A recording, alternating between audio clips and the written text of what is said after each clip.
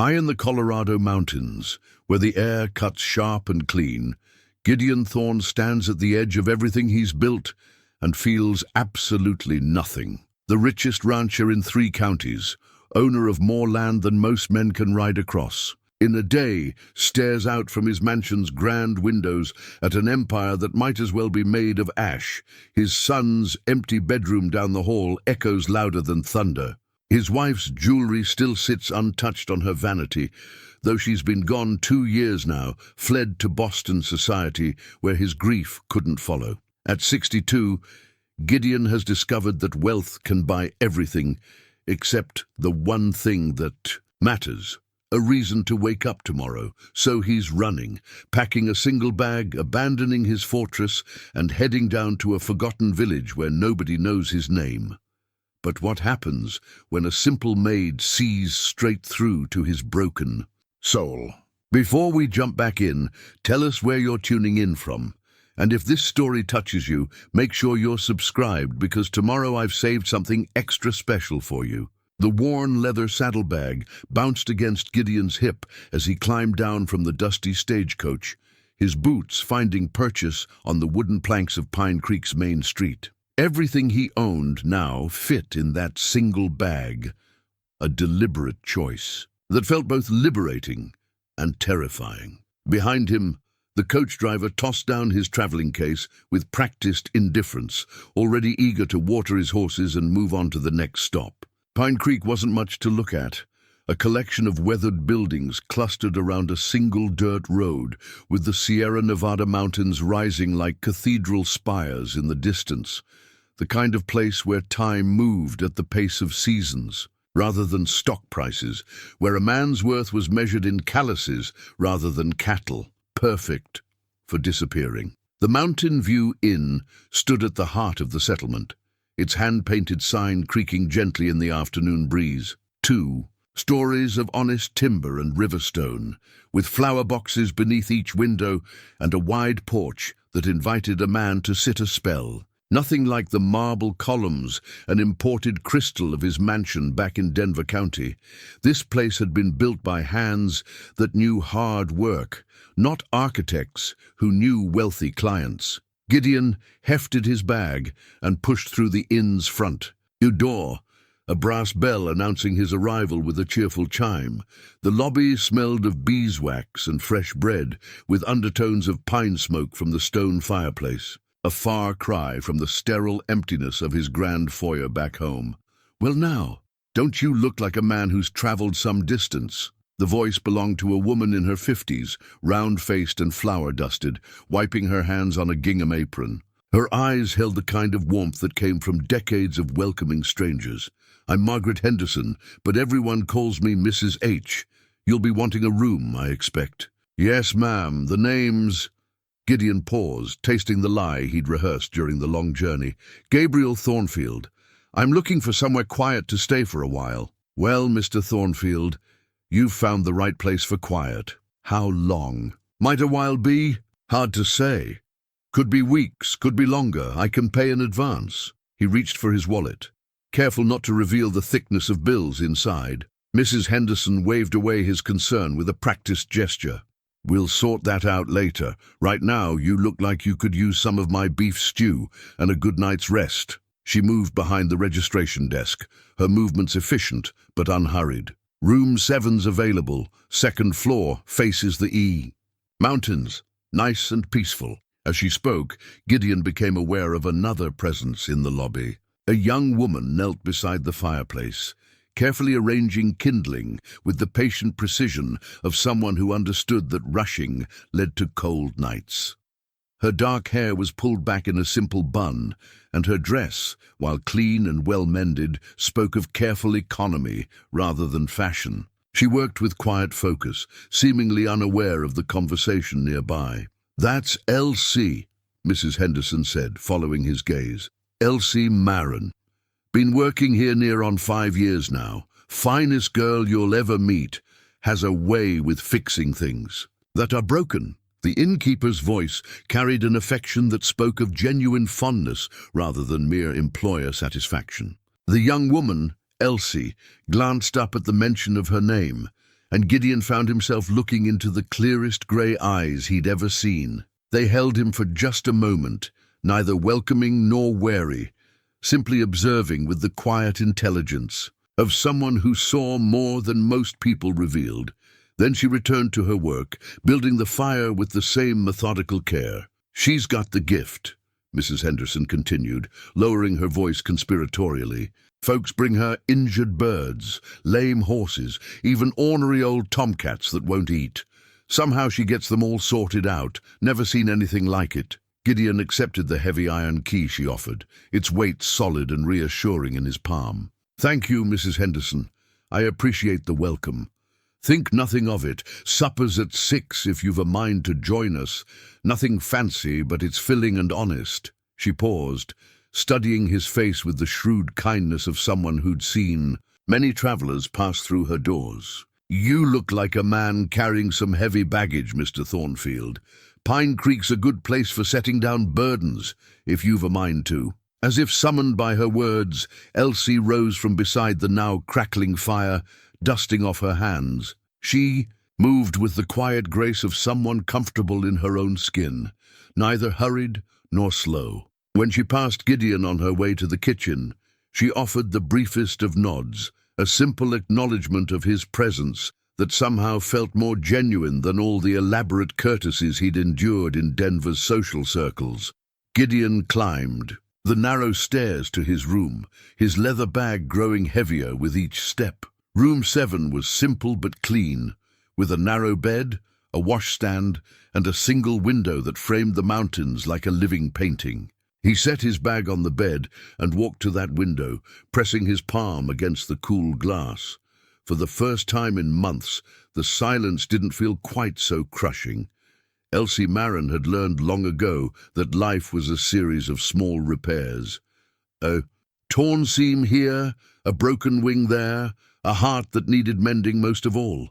At 28, she possessed the kind of quiet competence that came from years of making do with little and finding beauty in the overlooked corners of the world. Her room in the inn's attic was small but her own, furnished with pieces that told stories of careful preservation. The hand-sewn quilt that covered her narrow bed had been her mother's masterwork. Each square a different pattern, each stitch a prayer for warmth in lean times. Rose had been gone 7 years now, claimed by the fever that swept through Pine. Greek the winter, Elsie turned 21, but her presence lingered in every careful stitch of that quilt. The quilt served as more than bedding. It was Elsie's anchor to a heritage of women who had made beauty from scraps, who had found dignity in service, who had loved deeply despite having little to offer beyond their hearts and their willing hands. When the loneliness pressed too close, on winter nights, Elsie would trace the familiar patterns with her fingertips and remember her mother's voice. "We may not have much, sweet girl, but what we have, we tend with love." Dawn came early to the mountains, and Elsie rose with it, as she had every morning for 5 years. Her routine was as comfortable as an old song: dress quickly in the pre-dawn chill, braid her hair with practiced efficiency, and slip downstairs. To begin the day's work, before Mrs. Henderson's joints reminded the older woman that 63 was no longer young. The kitchen was her domain in these quiet hours. She moved through the familiar tasks with the fluid grace of long practice, stoking the cooking fire, setting water to boil, mixing batter for the day's biscuits. Her hands, calloused from years of honest work, shaped the dough with the same gentle firmness she used when splinting a robin's broken wing or coaxing a frightened colt to accept her touch. The inn's guests often remarked on her way with injured creatures, as if it were some mysterious gift, rather than simple patience combined with genuine care. Just last week, old Tom Bradley had brought her a barn cat that wouldn't heal from a foxbite, infection spreading despite his clumsy attempts at doctoring. Elsie had cleaned the wound with chamomile tea, applied a poultice of comfrey and honey, and spoken to the cat in the low, soothing tones she used with all frightened things. Within days, the cat was purring and pestering Tom for scraps. "It's not magic," she'd told Tom when he marveled at the healing. It's just paying attention to what something needs and having the patience to provide it. The new guest occupied her thoughts as she worked this morning. Gabriel Thornfield, if that was indeed his name, which she doubted, carried himself like a man accustomed to command, yet his eyes held the hollow look of someone who'd lost more than he could bear to name. His clothes were well made, but deliberately unremarkable, like a fine horse disguised with mud. Most telling of all were his hands, soft enough to suggest a life removed from manual labor, yet scarred across the knuckles in a way that spoke of harder times, or perhaps harder choices. Elsie had developed a keen eye for reading people during her years at the inn. Travelers revealed themselves in the way they asked for their rooms, how they treated the help, whether they met your eyes when you served their meals. Mr. Thornfield was polite but distant, generous with his coins but careful with his words. A man running from something, though whether it was the law, a woman, or his own conscience remained to be seen. The morning sun was painting the kitchen walls gold when Mrs. Henderson shuffled in, her grey hair escaping its nighttime braid. "Morning, dear heart," the older woman said, accepting the cup of coffee Elsie had ready for her. "How are you finding our mysterious Mr. Thornfield?" "He's hurting," Elsie said simply, not looking up from the eggs she was scrambling. "Deep hurt, the kind that doesn't show on the outside." Mrs. Henderson nodded knowingly. "I thought as much. Seen that look before. Men who've lost children mostly, or wives who meant more than the world to them." "Should we be concerned?" Elsie asked, though her tone suggested curiosity rather than fear. "I don't think so. There's sadness in him, but no anger, no meanness, just a man who needs some peace and quiet to sort himself out." Mrs. Henderson sipped her coffee thoughtfully.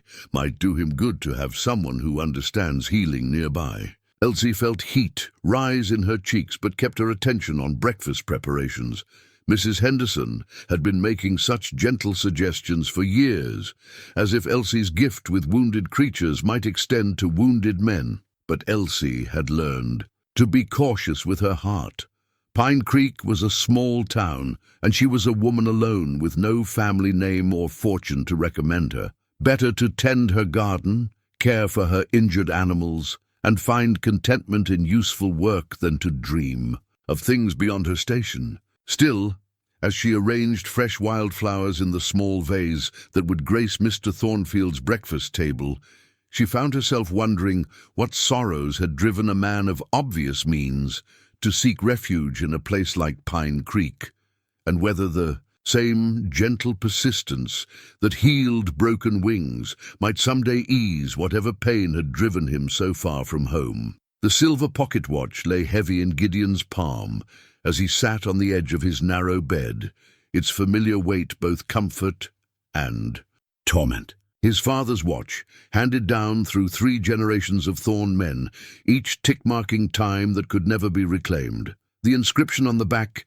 had worn smooth over the decades. "Time is the only true wealth." How wrong his grandfather had been. 3 days had passed since his arrival in Pine Creek, and already the rigid schedule that had governed his life for 43 years was giving way to something more natural. No stock reports to review over breakfast, no meetings with land agents or cattle buyers, no endless stream of decisions that affected hundreds of livelihoods, but somehow left his own feeling hollow. Instead, he woke when the mountain light filtered through his small window, dressed without hurry, and discovered what it meant to have time, but no pressing need to spend it. The inn's daily rhythm was becoming familiar. Mrs. Henderson bustling about with maternal efficiency, guests coming and going with the unhurried pace of people on real vacations rather than business trips, and Elsie moving through it all like a quiet thread that held everything together. She was always working, polishing brass, mending linens, tending the herb garden behind the kitchen, but never seemed hurried or harried. There was a completeness to her that Gideon envied, a sense that she had found her proper place in the world and needed nothing more. He'd taken to sitting on the front porch in the evenings, watching the sun disappear behind the mountains, while the sounds of the village settled into peaceful quiet. Pine Creek's citizens were a practical folk.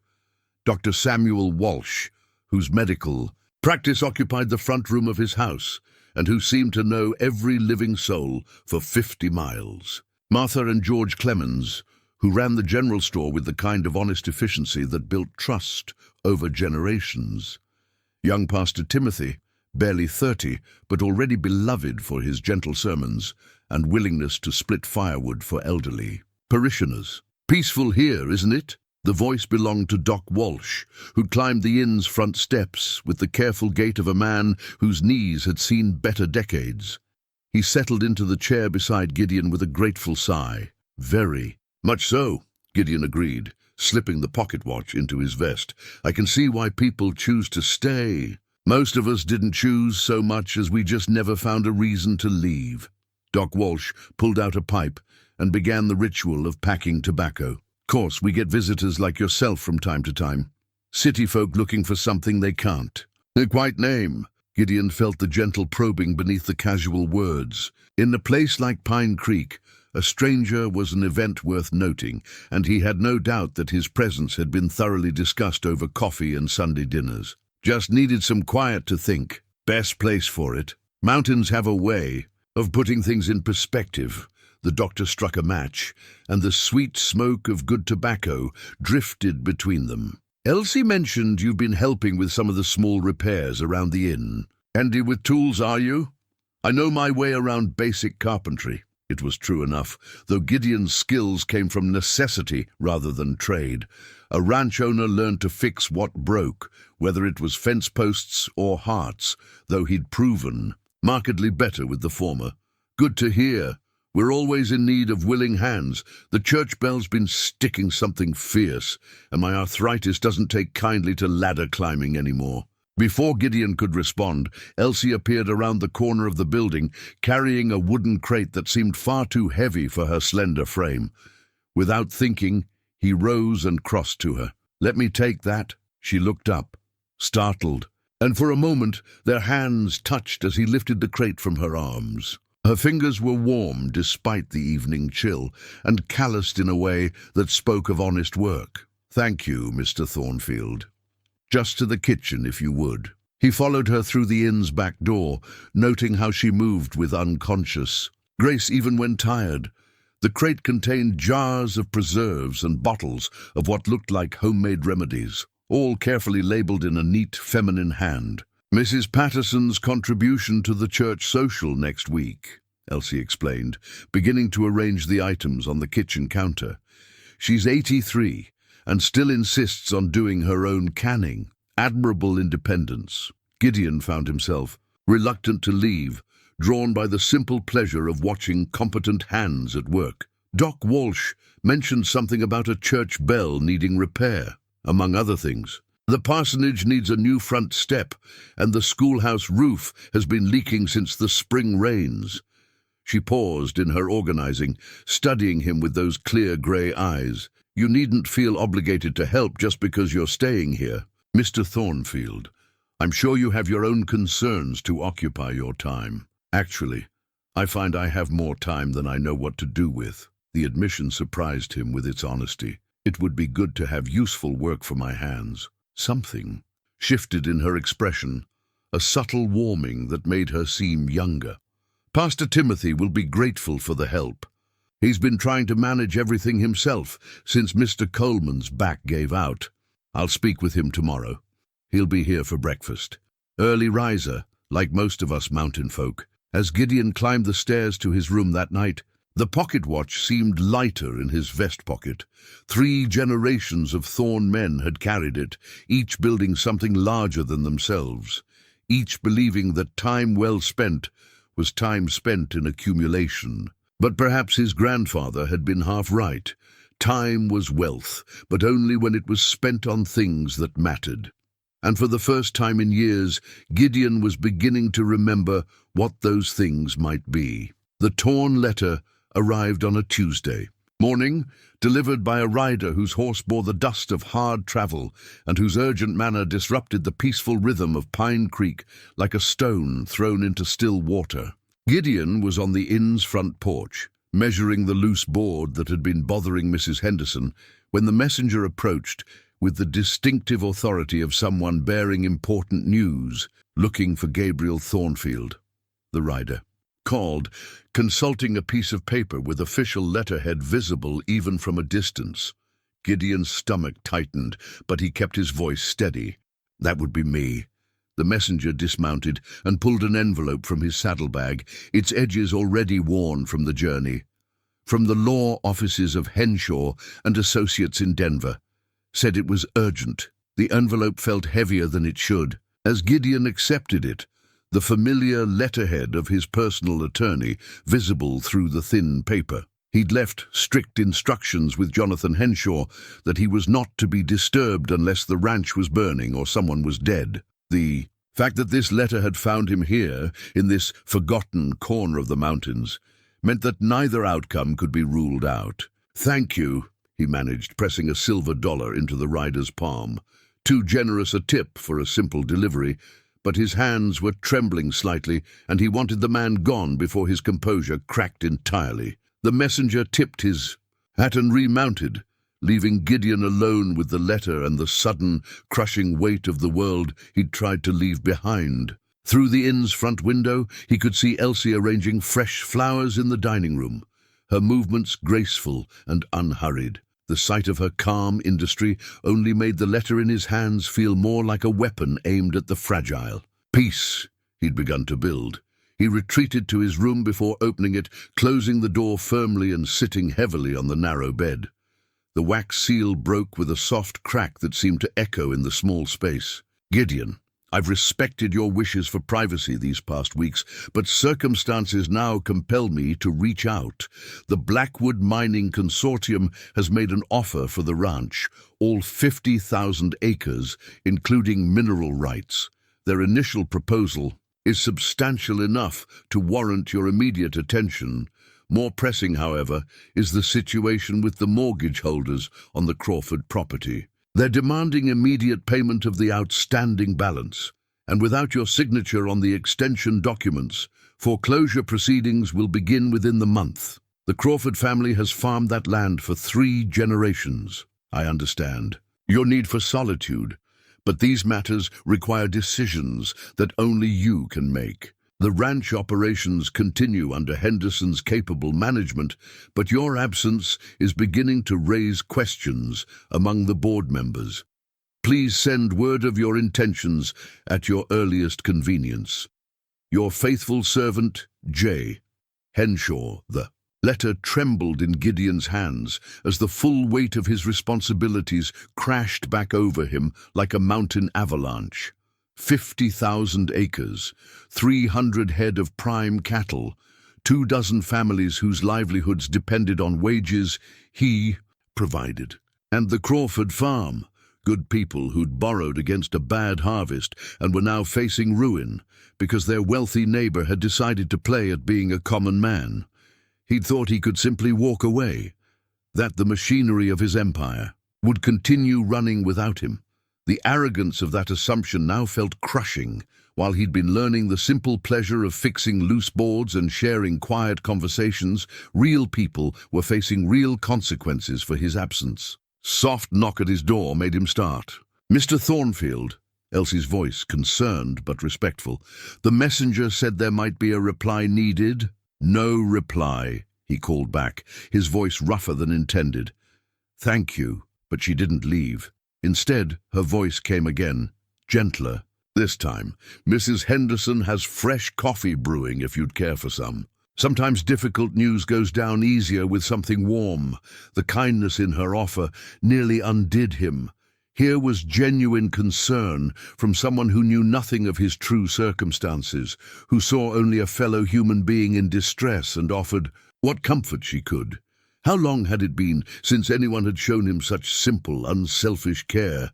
"I'll be down shortly," he managed. Her footsteps retreated down the hallway, leaving him alone with the letter and the impossible choice it represented. return to Denver and resume the burden of wealth and responsibility that had already cost him everything that mattered, or stay in Pine Creek and watch good people suffer for his selfish need for peace. He folded the letter carefully, his hands steadier now that the initial shock had passed. But as he tucked it into his vest pocket beside his father's watch, he knew that the calm sanctuary he'd found in this mountain village was already slipping away, torn as surely as the edges of the letter that had shattered his borrowed tranquility.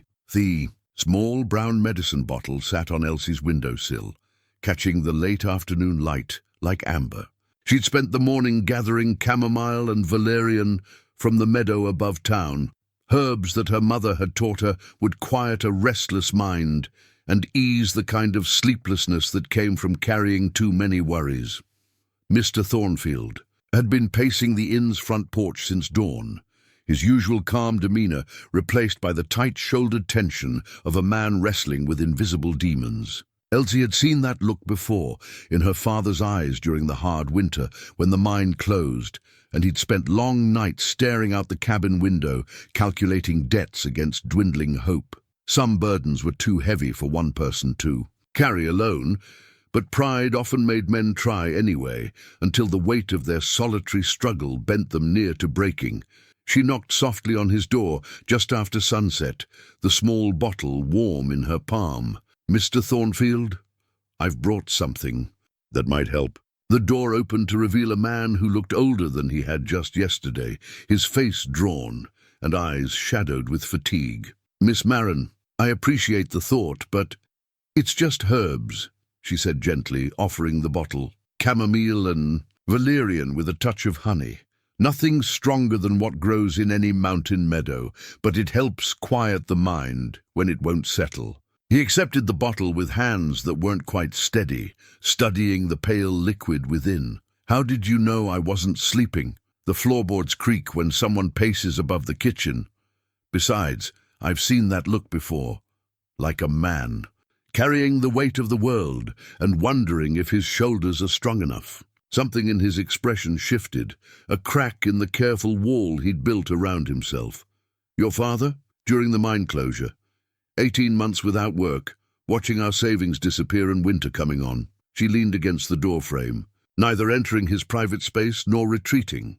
He was so determined to solve everything himself that he nearly made himself sick with worry. "Finally, my mother sat him down and told him that sharing a burden doesn't make a man weak, it makes him wise." Gideon turned the bottle in his hands, his thumb tracing the cork stopper. "And if the burden belongs to someone else, if sharing, it might cause more harm than good, then you find a way to help without adding to the weight." Elsie's voice carried the quiet certainty of someone who'd learned hard lessons about responsibility and love. Sometimes the kindest thing is to trust people with the truth, even when it's difficult. He was quiet for so long that she began to think she'd overstepped, offered counsel that wasn't wanted or welcome. But then he looked up, meeting her eyes with an honesty that made her breath catch. What if the truth changes everything? What if it takes away the one good thing you've found in years? The pain in his voice was so raw that Elsie felt her heart constrict in sympathy. Whatever secrets Gabriel Thornfield carried, they were eating him alive with guilt and loneliness. She thought of injured animals who wouldn't let her near until they understood she meant no harm, who needed patience and gentle persistence before they'd accept help. "The truth has a way of coming out eventually," she said softly. "Better to offer it freely than have it discovered by accident. At least then people know you trusted them enough to be honest." He nodded slowly, as if her words had confirmed something he already knew but hadn't wanted to face. "Thank you for the medicine and for the listening ear. Any time you need either one." She turned to go, then paused. "Mr. Thornfield, whatever brought you to Pine Creek, whatever you're running from, sometimes the very thing we're afraid of losing is stronger than we think. Sometimes it can survive the truth." As she walked back to her room, Elsie found herself hoping she was right. Gabriel Thornfield was a good man carrying a heavy burden, and she was beginning to care more than was probably wise about helping him find his way through whatever darkness had driven him to their small mountain village. Behind his closed door, Gideon uncorked the small bottle and breathed in the gentle, earthy scent of the herbs. For the first time since the letter's arrival, he felt a measure of peace settle over his troubled mind. Not because the problems had disappeared, but because for a few precious moments he hadn't faced them alone. The medicine worked better than he'd expected, bringing him the first restful sleep he'd known in days.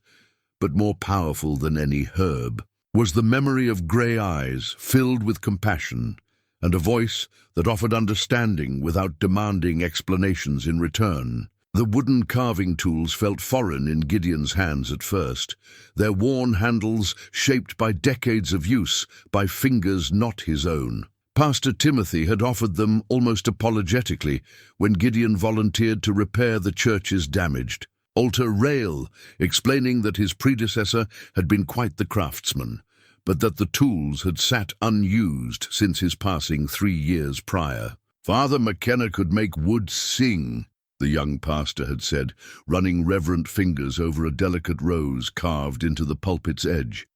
Said it was his way of praying with his hands. Now Gideon sat on the church steps in the warm afternoon sun, a piece of pine balanced on his knees as he practiced the basic cuts. The knife moved awkwardly at first, his city-soft hands clumsy with the unfamiliar motions, but gradually muscle memory from his youth began to surface. Summer afternoons spent in his grandfather's workshop, learning to shape wood with patience and respect. "You're holding it too tight." He looked up to find Elsie watching from the church gate, a basket of fresh bread balanced on her hip. The afternoon light caught the auburn highlights in her dark hair, and her expression held the gentle patience of someone who understood the learning process. "My grandfather used to tell me the same thing," Gideon admitted, relaxing his grip on the knife.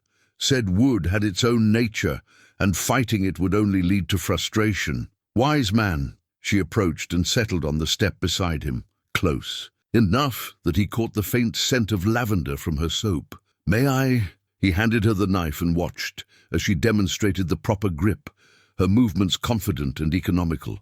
"My father carved," she explained, making a smooth cut that curled away from the blade like a wood-shaving butterfly. "Nothing fancy, but he taught me that every piece of timber has a story hidden inside, waiting for the right hands to reveal it." The tool felt different when she returned it, somehow lighter and more responsive. Under her patient guidance, Gideon found his rhythm, each cut building on the last, until a simple flower began to emerge from the pine. "There," Elsie said softly, approval warm in her voice. "You've found it." The flower wasn't perfect. The petals were uneven and the stem slightly crooked, but it was his, shaped by his own hands and patience. More importantly, the act of creating it had quieted the restless anxiety that had plagued him since the letter's arrival. For these precious hours, there had been only the wood, the blade, and the meditative rhythm of careful work. "Thank you," he said, studying the small carving with genuine pleasure. "I'd forgotten how satisfying this could be." "Useful work has a way of settling the mind," Elsie agreed, rising and brushing wood shavings from her skirt.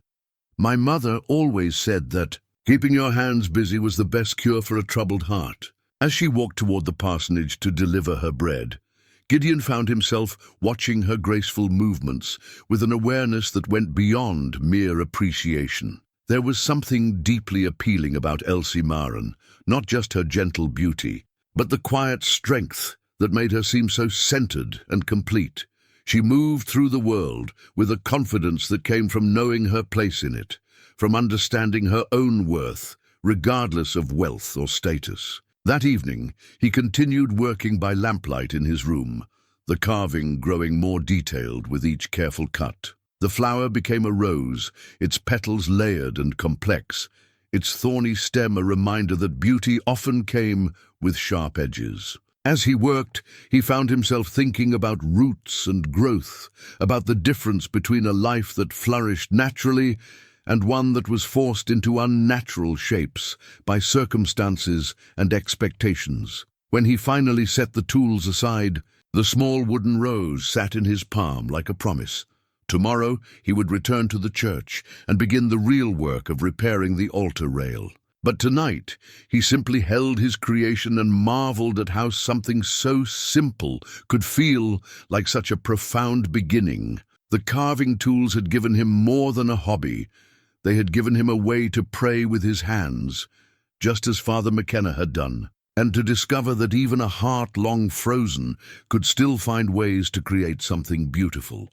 The pressed wildflowers filled an entire journal, each bloom carefully mounted between sheets of thin paper with notes written in Elsie's precise hand. Gideon discovered the collection quite by accident when a gust of wind scattered several pages across the inn's back garden, where he'd been replacing loose boards on the chicken coop. "Oh!" Elsie rushed from the kitchen, her hands still flour-dusted from baking, as Gideon carefully gathered the wayward pages. "I'm so sorry.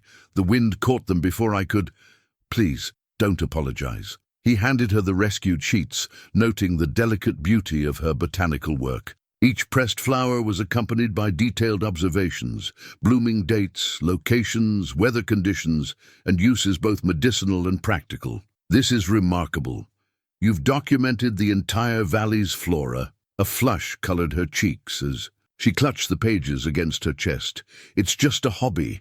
My mother started it, and I couldn't bear to let her work go unfinished. May I?" He gestured toward the journal she still held. After a moment's hesitation, she opened it to a page featuring a cluster of purple lupins. Her mother's handwriting filled the first half of the entry in a flowing script that spoke of formal education, while Elsie's additions below were written in a more practical hand. "Lupines bloom earlier when planted near the south wall of the church. Mrs. Patterson's arthritis improves when she drinks tea made from the leaves, but only the young ones. The older leaves are too bitter." "Your mother was educated," Gideon observed, noting the Latin names written in Rose Marin's careful script. "She was a teacher before she married, from back east originally, Boston, I think, though she never spoke much about her life before Pine Creek." Elsie's voice carried the wistfulness of a daughter who'd always sensed mystery in her mother's past. "She said the flowers were her way of staying connected to learning, even when life took her in different directions." As they walked through the garden together, Elsie pointed out various plants with the enthusiasm of someone sharing a beloved passion. "The comfrey there is excellent for bruises and sprains. I dry it every fall for winter use, and that patch of calendula provides the base for most of my healing salves."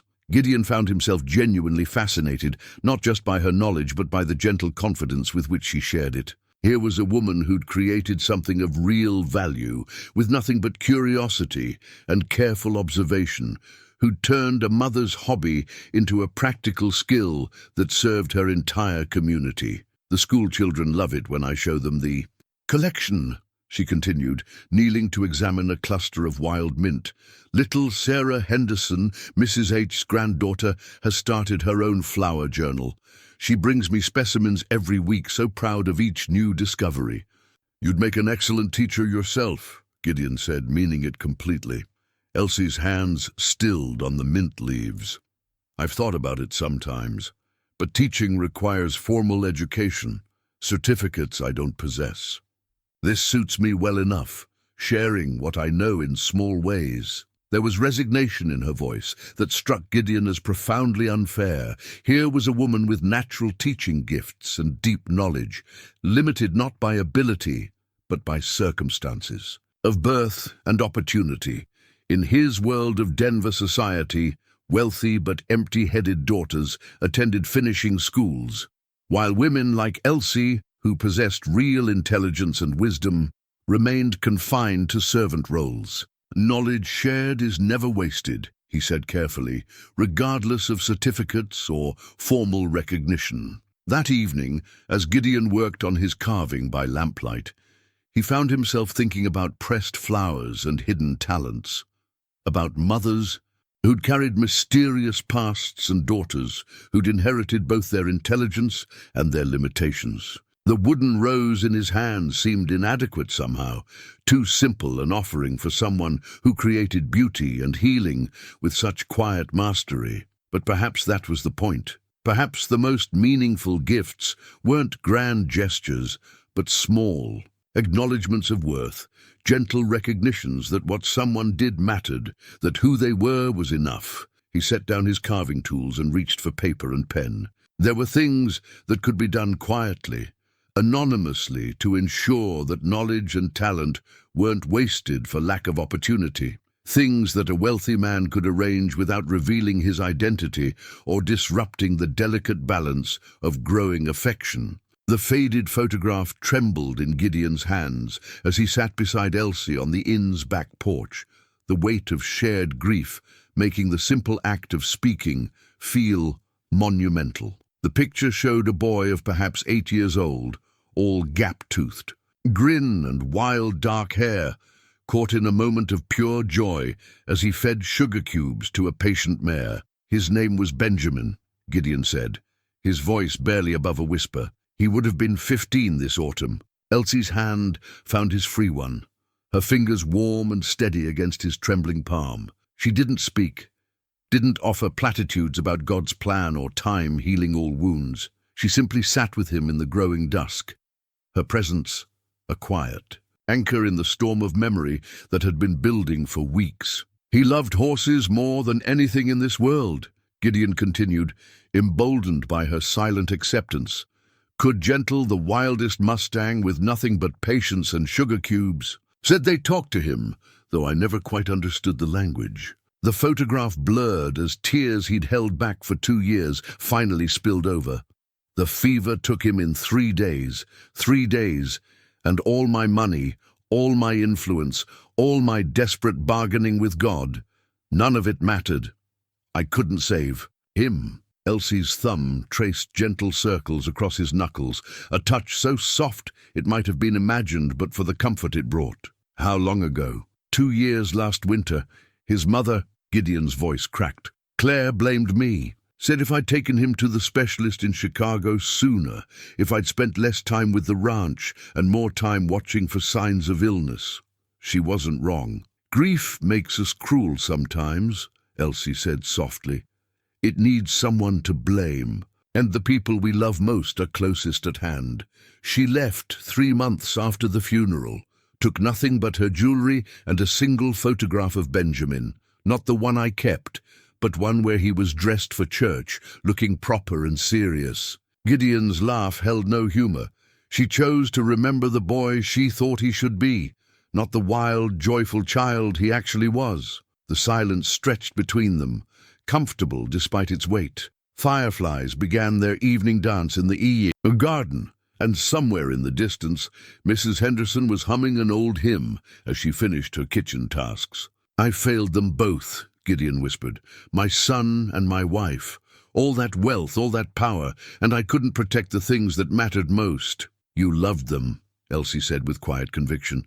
Sometimes that's all we can do, and sometimes even love isn't enough to change what comes, but it's never failure to love someone fully, even when we lose them. She turned the photograph in his hands, studying Benjamin's bright face with the careful attention she gave to all wounded things. He looks like he was happy, like he knew he was cherished. He was.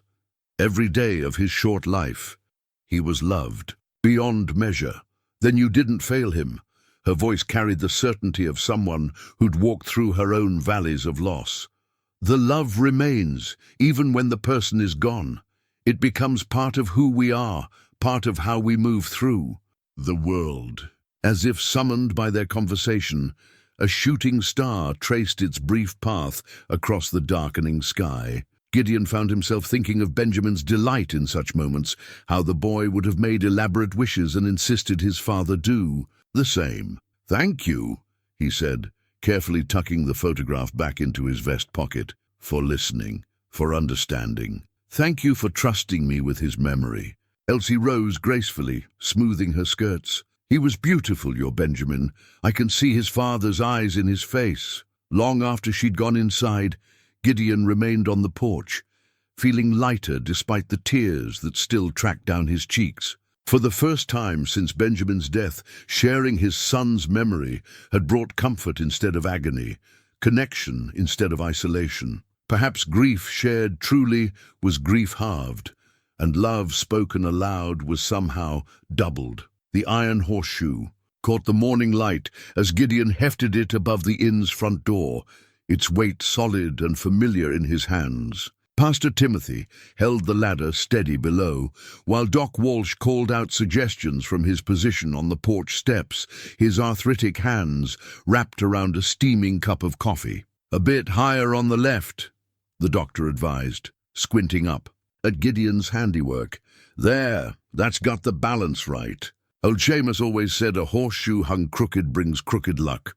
"And who was old Seamus?" Gideon asked, adjusting the iron piece with the careful precision he'd learned from 20 years of ranch work. The familiar weight of the hammer felt good in his grip, and the simple task of hanging the shoe properly was oddly satisfying. "Village blacksmith for nigh on 40 years, Pastor Timothy replied, steadying the ladder as Gideon drove the final nail home. "Passed on last winter, but his wisdom lives on in everything he taught us about iron and fire." Mrs. Henderson emerged from the inn just as Gideon descended the ladder, her face brightening at the sight of the horseshoe mounted securely above her entrance. "Oh, that's perfect! Seamus always said the inn needed proper protection, and I've been meaning to hang that shoe since spring." "Where did you come by your knowledge of metalwork, Mr. Thornfield?" Doc Walsh inquired, his physician's eye noting the professional competence with which Gideon had handled the tools. "You've got the hands of a man who's done his share of honest labor." Gideon felt the familiar tightness in his chest that came with questions about his past, but found the deflection came easier now. "Learned young that a man who can't fix what breaks around him is dependent on others for his comfort. My grandfather believed in practical education." It wasn't entirely a lie. Old Isaiah Thorne had indeed insisted that every man in the family understand the fundamentals of ranch work, from shoeing horses to mending fence. "A Thorne who can't work with his hands," the patriarch had often declared, "is no Thorne at all." Of course, grandfather had never intended for his heir to actually perform such labor. That was what hired men were for. But the skills had proven more valuable than status in the quiet peace of Pine Creek. Elsie appeared around the corner of the building, leading a limping bay gelding with the patient care she showed all injured creatures. The horse favored his left front hoof, and even from a distance Gideon could see the telltale signs of a thrown shoe and possible stone bruise. "What's the matter with old Chester?" Mrs. Henderson asked, her maternal concern extending to every creature on her property. "Threw his shoe sometime during the night," Elsie replied, running gentle hands along the horse's neck. "There's no swelling, but he's tender on that hoof. I've cleaned it and checked for stones, but he needs proper shoeing. Murphy's the nearest farrier, but he's gone to Denver for his daughter's wedding," Doc Walsh observed. "Won't be back for a week at least." Gideon found himself stepping forward before conscious thought caught up with intention. "I could take... Oh, look, I'm no professional, but I've shod my share of horses over the years." The surprise on their faces was quickly replaced by relief, and Gideon realized he'd just revealed another skill that didn't quite fit with his carefully constructed identity as a drifting gentleman. But the need in Elsie's eyes as she looked at the suffering animal overrode his caution about maintaining his facade. "You do that?" she asked, hope warming her voice. "Of course. Chester's been good to me on our morning rides. Least I can do is return the favor." As he knelt beside the patient gelding, feeling for heat and swelling in the affected hoof, Gideon was aware of Elsie, watching his every movement with growing curiosity. His hands moved with the automatic competence of long experience, checking for abscess, examining the sole for embedded stones, assessing the angle needed for a proper shoe. "You handle him like you've been around horses all your life," she observed quietly. Haven't met a horse yet that couldn't be reasoned with. Given.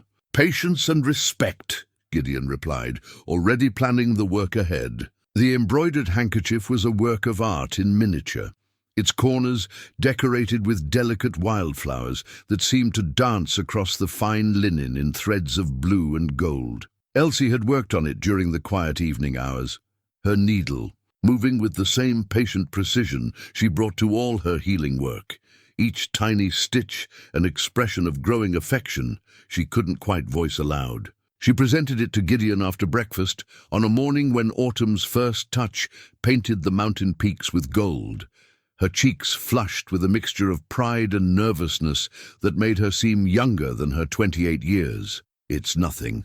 Grand," she said, pressing the handkerchief into his hands with the hurried manner of someone afraid that hesitation might lead to retreat.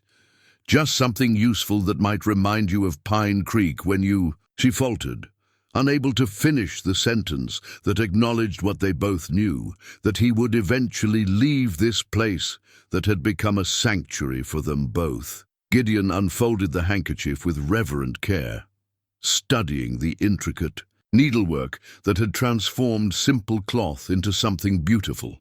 The wildflowers were perfect replicas of those in her botanical collection, lupines and paintbrush, columbines and mountain laurel, each rendered with such attention to detail that he could almost smell their summer sweetness. "Elsie," he said, his voice rough with emotion he couldn't hide, "this is extraordinary. I've never received a gift made with such—" He searched for words adequate to the feeling swelling in his chest. "Such love." The word hung between them, like a confession neither had meant to make, and for a moment the air itself seemed to hold its breath. Elsie's grey eyes widened, and Gideon realized with crystalline clarity that what had begun as gratitude and grown into affection had transformed into something far more dangerous and infinitely more precious. "I wanted you to have something beautiful," she whispered.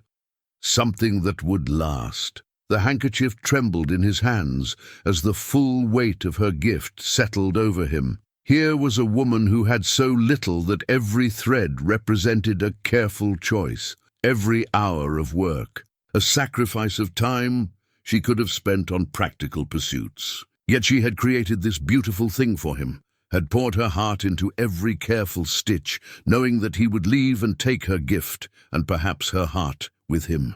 "I don't deserve this," he said, the words torn from some deep place where his guilt and self-recrimination lived. "I don't deserve your kindness, your—" "Stop!" Her voice carried a firmness he'd never heard before, and when he looked up, her eyes blazed with quiet fire. "Don't you dare diminish what I've freely given. I know my own mind, Gabriel Thornfield, and I know my own heart. You've brought more joy to this place, to my life, than you seem to understand." The use of his false name was like a physical blow, reminding him of the deception that lay at the foundation of everything beautiful that had grown between them.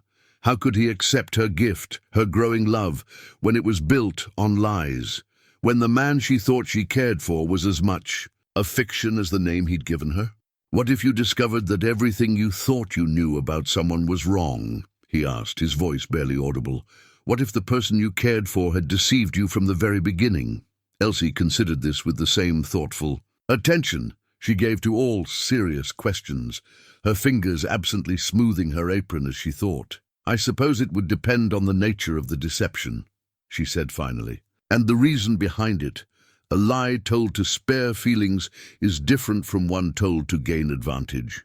A false name chosen for privacy isn't the same as one used for fraud." She stepped closer, her hand rising to touch his cheek with a gentleness that nearly undid him completely. "I see your heart, whatever name you call yourself. I see your kindness, your pain, your struggle to become better than you were. Those things can't be counterfeited, no matter what secrets you might carry." That night, Gideon sat by his window with the handkerchief spread across his palm, tracing the embroidered flowers with trembling fingers, and wondering how love could feel simultaneously like salvation and damnation. The land deed document lay, spread across Gideon's small table like an accusation, its official seals and legal language stark against the room's humble furnishings. He'd retrieved it from his saddlebag that morning with hands that shook despite his best efforts at composure, knowing that the time for careful deception was drawing to a close like storm clouds gathering over the mountains. The knock at his doctor came just as he finished reading the final paragraph for the third time, his attorney's urgent postscript burning in his memory. The Blackwood Consortium has increased their offer. They now propose to purchase not only your ranch, but the entire Pine Creek Valley. Their representatives are already en route to survey the area. Time is of the essence. Mr. Thornfield? Elsie's voice carried a note of concern that made his stomach clench with fresh guilt. There's a gentleman downstairs asking for you. Says he's come from Denver on business. Gideon's blood turned to ice water.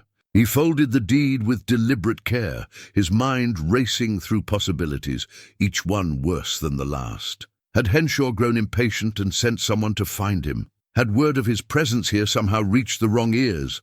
Or worse, had the Blackwood Consortium's advanced scouts already arrived to begin their predatory assessment of everything he'd come to love about this place? Did he give his name? Gideon asked, fighting to keep his voice steady as he tucked the document inside. His vest, Mr. Harrison, he said, mentioned something about urgent matters requiring your immediate attention. There was a pause, then Elsie's voice came again, softer now and tinged with worry. Gabriel, you've gone very pale. Should I tell him you're not available? The kindness in her offer, her instinctive desire to protect him from whatever had brought fear to his eyes, nearly broke his resolve entirely. Here was a woman who would stand between him and trouble without knowing its nature, who trusted him enough to offer shelter despite the growing questions about his identity. No, he said, straightening his shoulders with the automatic bearing of a man accustomed to facing difficult situations. I'll be down directly. The man waiting in the inn's lobby was everything Gideon had expected. Expensive suit, calculating eyes, and the predatory stillness of someone comfortable wielding other people's money as a weapon. James Harrison represented the Blackwood Consortium, with the same ruthless efficiency that had made them the most feared mining operation in 3 states. Mr. Thorne, Harrison said, his voice carrying just enough volume to ensure that Mrs. Henderson and Elsie, both bustling about their morning tasks, couldn't fail to hear the name. I've been looking forward to this conversation. The simple use of his real name hit the quiet lobby like a thunderclap. Gideon felt, rather than saw, Elsie's sudden stillness behind the registration desk, heard the sharp intake of breath from Mrs. Henderson as she paused in her dusting of the mantelpiece. In 2 words, Harrison had shattered the careful fiction that had allowed Gideon to find peace in this mountain sanctuary. Perhaps we could speak privately, Gideon suggested, his voice steady despite the chaos roiling in his chest. Oh, I think this concerns the entire community, Harrison replied, with the smooth malice of a man who enjoyed destroying things. After all, we're here to discuss the future of Pine Creek Valley. Your valley, as it happens. That's impossible, Mrs. Henderson said, her voice small with confusion. Mr. Thornfield is just a guest here. He doesn't own what exactly? Harrison's smile was sharp as winter wind. The largest ranch in Colorado, the mineral rights to half the Sierra Nevada range. Or perhaps you're referring to his controlling interest in the railroad spur that determines whether places like Pine Creek live or die.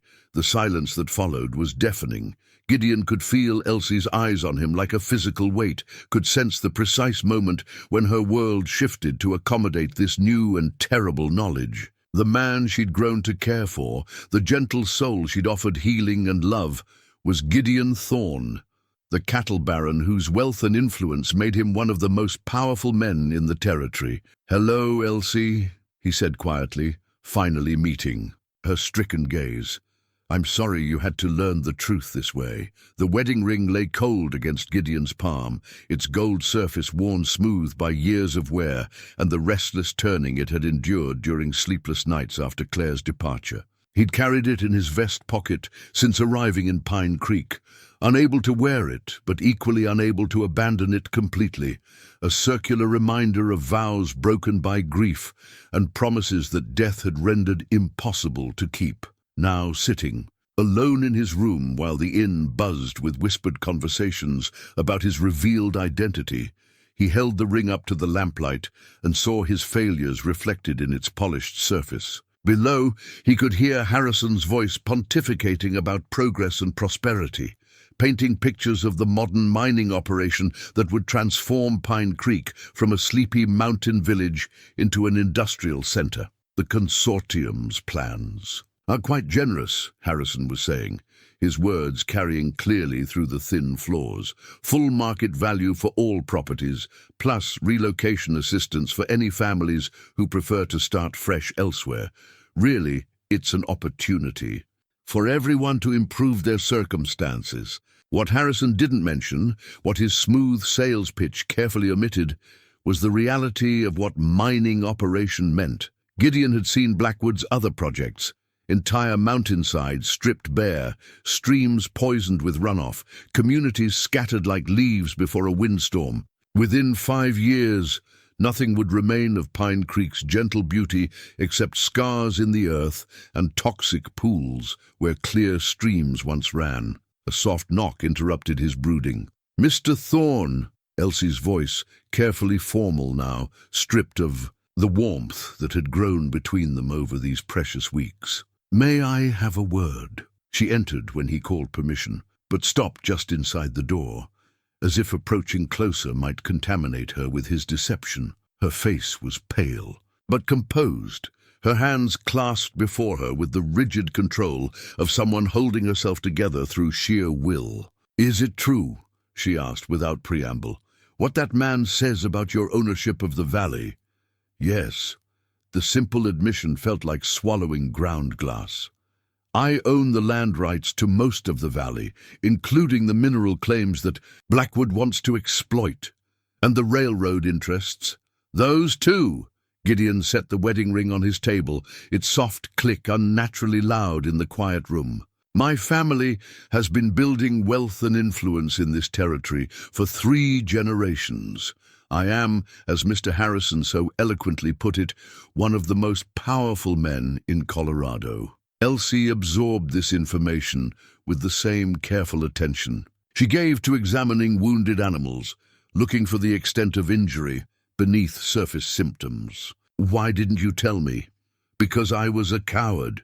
The honesty came easier now that there was nothing left to lose. "Because for the first time in years, someone looked at me and saw a man worth caring about, rather than a fortune worth pursuing. Because I was selfish enough to want that feeling to last a little longer. And your wife, your son?"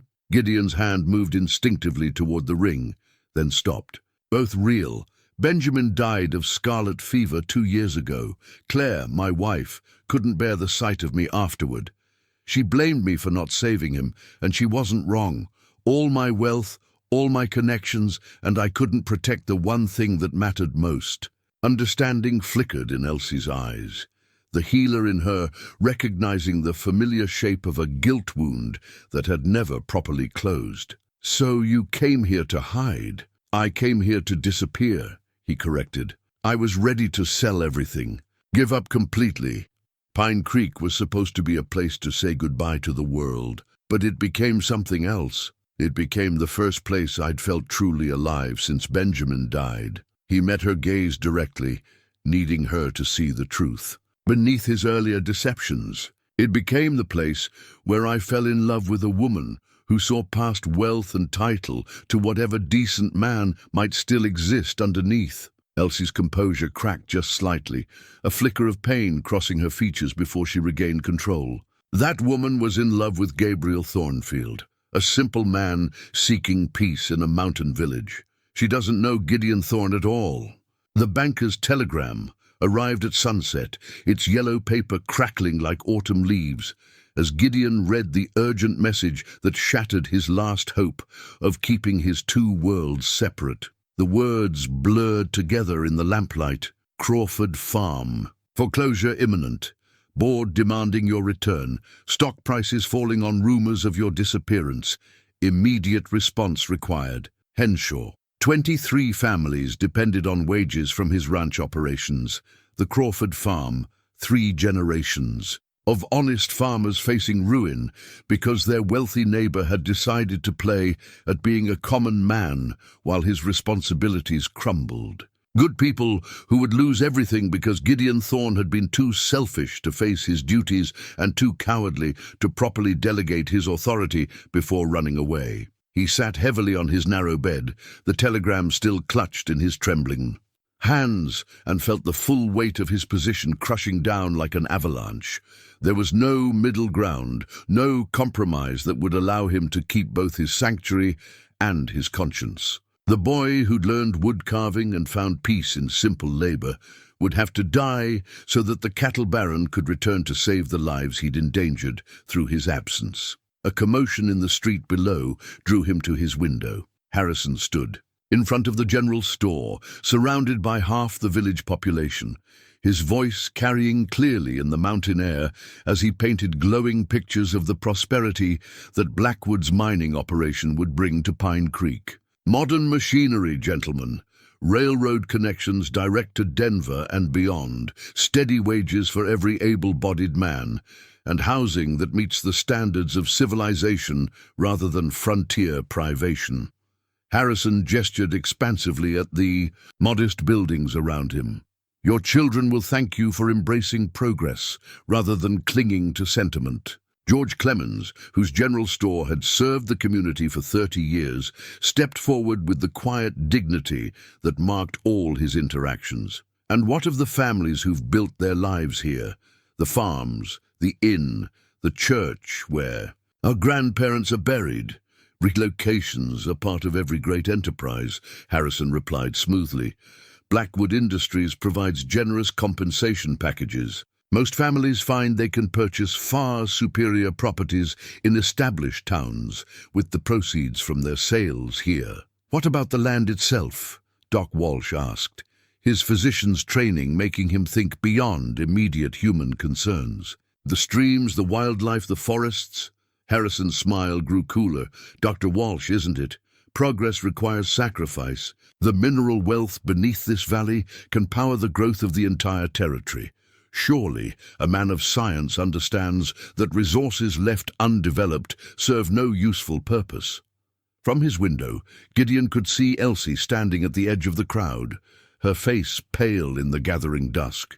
She held her mother's botanical journal pressed against her chest like a shield, and he knew she was thinking of the pressed wildflowers, the careful notes about healing properties, the generations of knowledge that would be lost when the mining machines stripped away every living thing in their path. Mrs. Henderson emerged from the inn's front door, her usually cheerful face etched with worry. And what of Mr. Thorne's opinion in all this? Surely the landowner has some say in whether his property is sold. Harrison's laugh was as sharp as winter wind.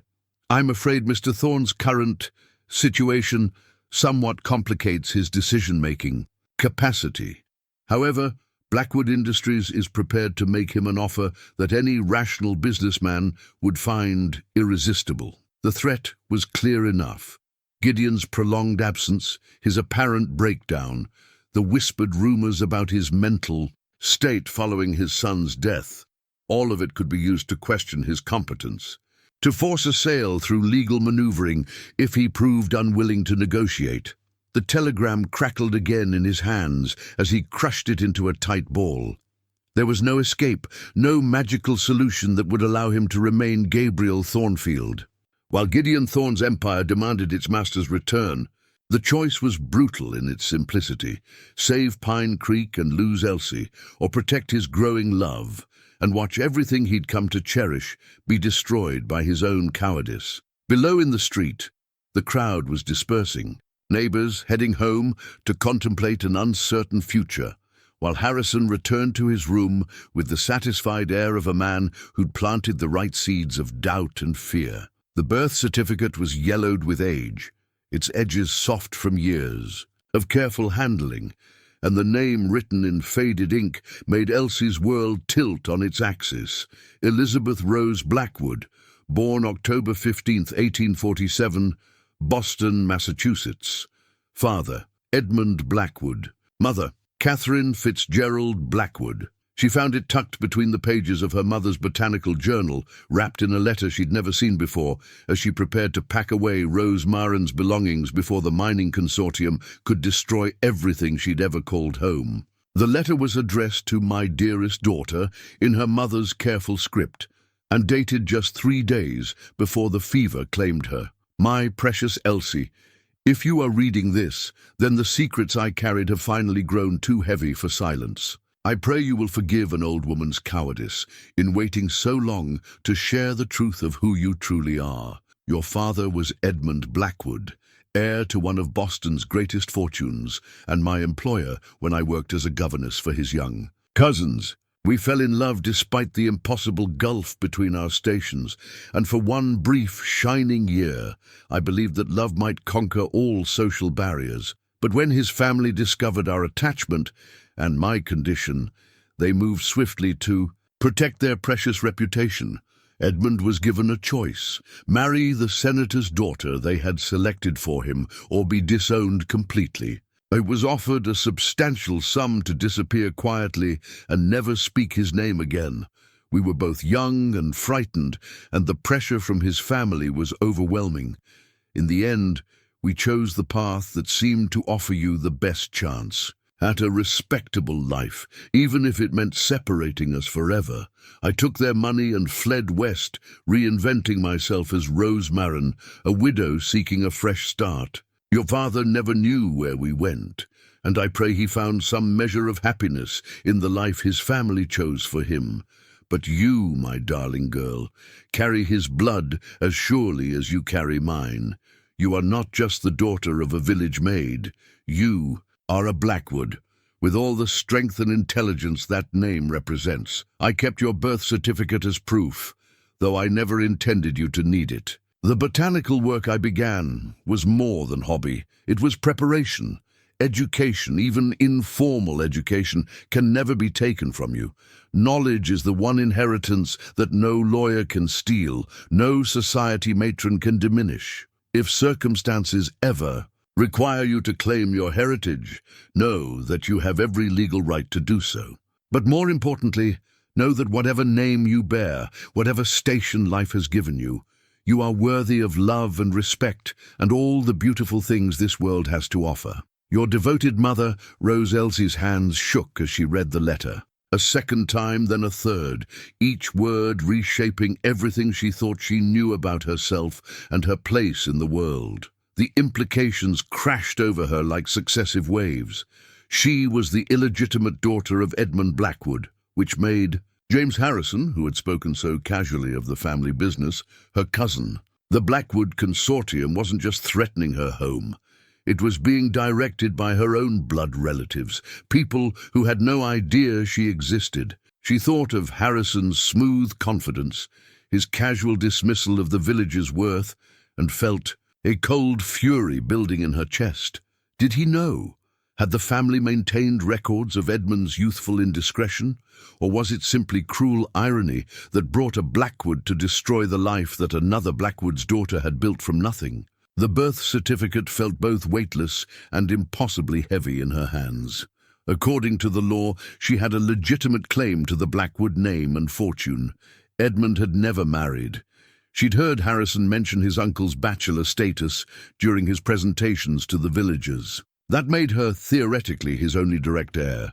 But claiming such inheritance would require proving her identity, acknowledging a connection to the very family that now threatened everything she loved. It would mean stepping into a world of wealth and power that felt as foreign as the moon, abandoning the simple life she'd built through honest work and gentle healing.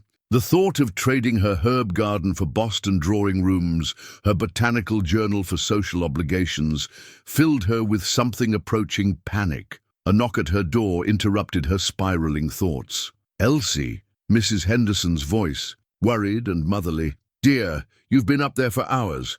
Harrison's gone back to his hotel, and we need to talk about what happens next." "Coming," Elsie called, hastily folding the letter and certificate back into the botanical journal.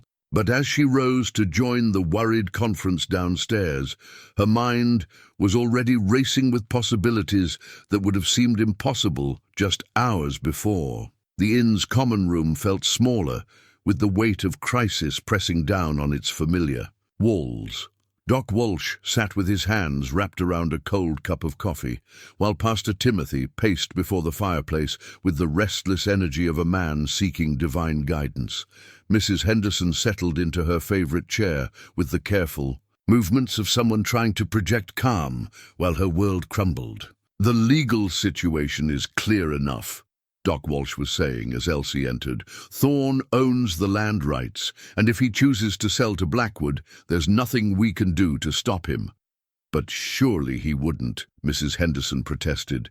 "Not after living here, seeing what this place means to people. He's not the same man who arrived 6 weeks ago, isn't he?" Pastor Timothy's voice carried the gentle sadness of someone who'd counseled many souls through difficult truths. "We thought we knew Gabriel Thornfield, but Gideon Thorne is a stranger to us. His responsibilities extend far beyond Pine Creek. He has employees, obligations, a whole empire that depends on his decisions." Elsie took her usual seat by the window, the journal clutched in her lap like a secret weapon she wasn't yet ready to deploy. "Has anyone spoken with him since Harrison left?" "He locked himself in his room hours ago," Mrs. Henderson replied. "Won't answer when I knock, won't come down for supper. That man is wrestling with demons, and I'm not sure which side is winning." "Perhaps we should give him space to make his decision," Doc Walsh suggested. "Pressuring him now might only push him toward the choice we least want him to make." "And if he chooses to sell?" Pastor Timothy asked. "If he decides that his other responsibilities outweigh his feelings for this place?" The question hung in the air like smoke from a dying fire. They all knew the answer, even if none wanted to speak it aloud.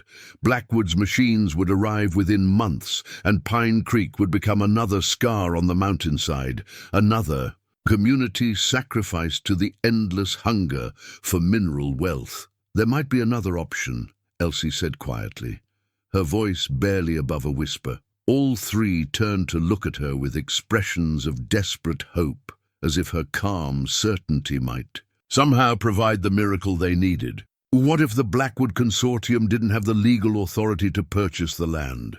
What if someone with a stronger claim objected to the sale? Doc Walsh frowned, his lawyer's training from his youth surfacing despite decades of medical practice. "What kind of stronger claim? Thorne's ownership is clear and uncontested." Elsie opened the botanical journal and withdrew the birth certificate, its aged paper rustling like autumn leaves, the kind that comes from being Edmund Blackwood's daughter and legal heir. The silence that followed was so complete that Elsie could hear her own heartbeat thundering in her ears. Mrs. Henderson's face went white as fresh snow, while Doc Walsh stared at the certificate as if it might bite him. Pastor Timothy sat down heavily, his pastoral composure cracking under the weight of this revelation. "Sweet, merciful heaven," Mrs. Henderson whispered. "Rose never said, she never even hinted she was protecting me," Elsie replied, smoothing the worn paper with trembling fingers. "Protecting us both from a truth that could have destroyed the life we'd built here." Doc Walsh leaned forward, his medical precision extending to legal documents. "If this is genuine, and it appears to be, then you have a legitimate claim to the Blackwood family interests. Edmund never married, never had other children. Harrison mentioned his uncle's bachelor status several times, called him a stubborn old man who refused all attempts at matchmaking. Then legally you're his heir," Pastor Timothy said slowly, wonder creeping into his voice. You could contest any sale, demand a voice in family business decisions. I could do more than that, Elsie said, feeling strength flow through her as the full scope of possibility became clear. I could stop them entirely. The legal contract spread across Doc Walsh's kitchen table looked innocent enough. 20 pages of dense text and official seals that would either save Pine Creek or destroy the last vestiges of the life Elsie had known. The morning sun streamed through lace curtains, illuminating the document that James Harrison had drawn up with ruthless efficiency, a binding agreement that would transfer Gideon's land rights to the Blackwood Consortium within 48 hours. The language is ironclad, Doc Walsh said, adjusting his spectacles as he reviewed the terms one final time. Once Thorne signs this, there's no legal recourse for the community.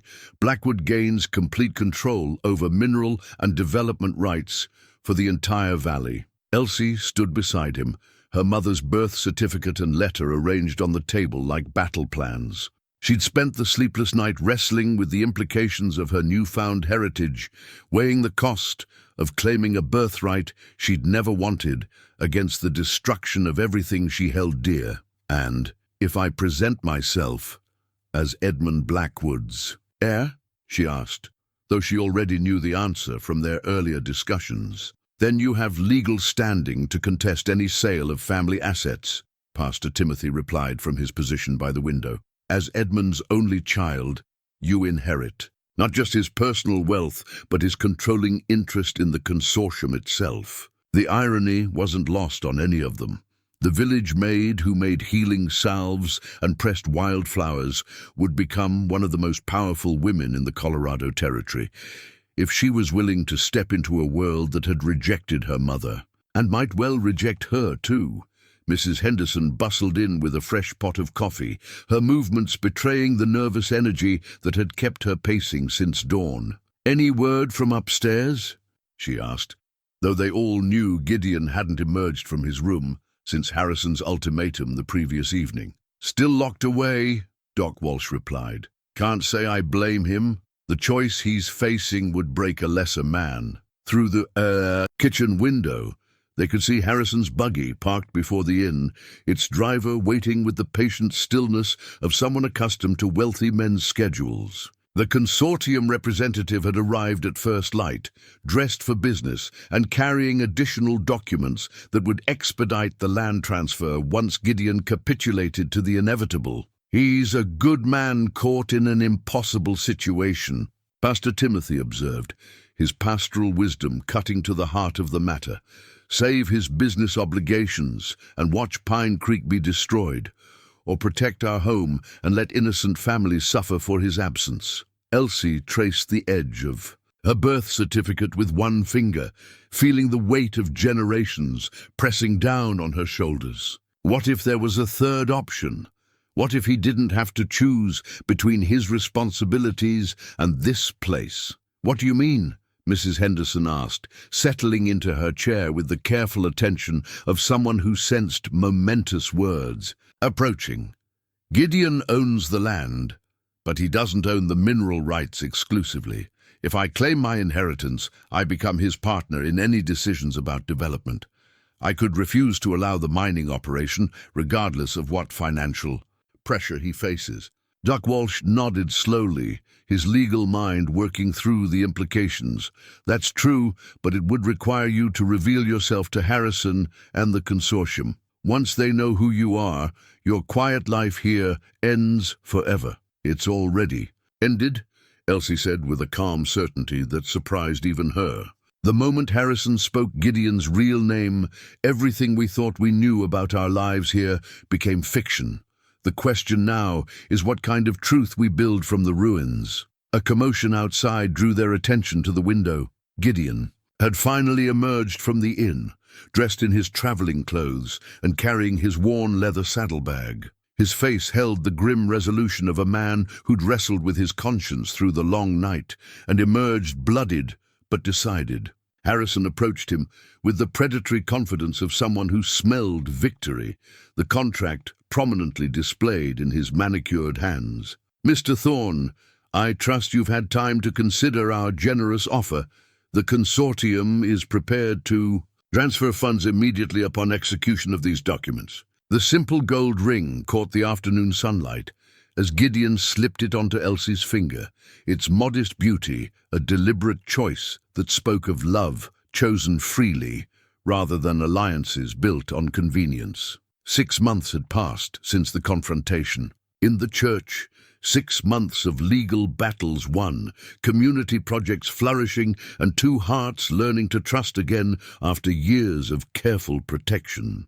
"With this ring," Pastor Timothy intoned, his young voice carrying the weight of ancient promises, "I thee wed, in sickness and in health, for richer and for poorer." He paused, smiling at the gentle laughter from the assembled congregation. "Though I suspect you've both already tested those particular boundaries." The wedding was everything a Pine Creek celebration should be. Simple, heartfelt, and centered on community, rather than spectacle. Mrs. Henderson had outdone herself with the feast, using receipts from Elsie's botanical journal to create dishes that honored both tradition and innovation. Doc Walsh had composed a speech about healing that brought tears to more than a few weathered faces. The church overflowed with neighbors who'd become family, friends who'd stood by them through the storms of revelation and change. Elsie's dress was her mother's, carefully altered to fit her smaller frame, but left unchanged in its essential grace. Ivory silk with pearl buttons and lace that spoke of dreams carried carefully across years and miles. She wore wildflowers in her hair instead of expensive jewels, their simple beauty more precious than any tiara could have been. Gideon had chosen to dress as Gabriel Thornfield might have, a good suit but not ostentatious, clothing that spoke of prosperity earned rather than inherited. The man who stood beside Elsie was neither the broken cattle baron who'd fled to the mountains, nor the fictional drifter seeking peace, but something new, a person who'd learned to balance responsibility with joy, duty with love. "You may kiss. Your bride," Pastor Timothy announced, and when Gideon's lips met Elsie's, the congregation erupted in cheers that echoed off the mountain walls like thunder. The Crawford farm had been saved, its mortgage restructured through a quiet partnership between Thorne Enterprises and the newly established Blackwood Foundation. 23 ranch families continued to draw wages from operations now managed by a board that included worker representatives alongside traditional shareholders. The legal challenges from Blackwood Industries had crumbled as quickly as Harrison's bluster once Elsie's inheritance claim was properly documented. Most importantly, Pine Creek itself had flourished. The community center bore a plaque honoring Rosemarin's contributions to local botanical knowledge. A small school employed 2 teachers, one of whom was Elsie herself, her natural gifts finally given proper scope.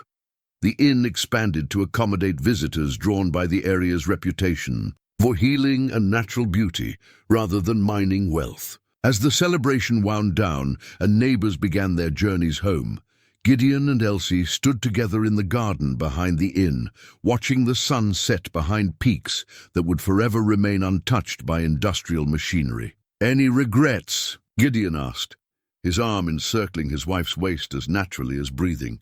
"Only that it took us so long to find each other," Elsie replied, leaning into his warmth. "And that Benjamin couldn't be here to see his father find happiness again." Gideon's throat tightened with emotion that was sweet rather than bitter. "I think he knows," he said softly. "I think he'd approve of our choices." Above them, the team. First stars appeared in the darkening sky, and somewhere in the distance, Mrs. Henderson was humming an old hymn as she cleaned the wedding dishes, the same tune she'd hummed on the night Gideon first arrived in Pine Creek, lost and seeking. Sanctuary he'd never thought to find.